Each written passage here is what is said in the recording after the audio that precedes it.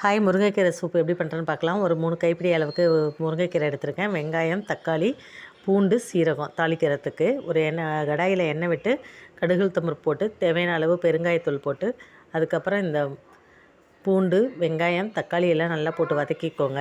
அதுக்கப்புறம் நல்லா வதங்கினதுக்கப்புறம் பச்சை ஸ்மெல் போகிற அளவுக்கு வதக்கிட்டு அதுக்கப்புறம் இந்த கீரையையும் போட்டு முருங்கைக்கீரையும் நல்லா போட்டு வதக்கிக்கோங்க.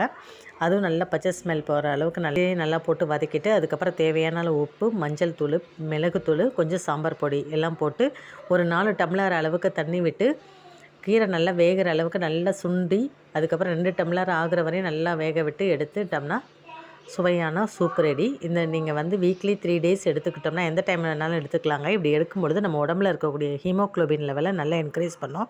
முக்கியமாக ப்ரெக்னென்ட் லேடிஸ் இது நல்லா எடுத்துக்கலாம். 7 மந்த்ஸ்லேருந்து நமக்கு ஹீமோக்ளோபின் குறைய ஆரம்பிக்கும். ஸோ அப்படி எடுத்துக்கும் பொழுது இது நல்லா என்கரேஜ் பண்ணும். ஃபாலோ பண்ணதாங்க என்னோடய அனுபவத்தை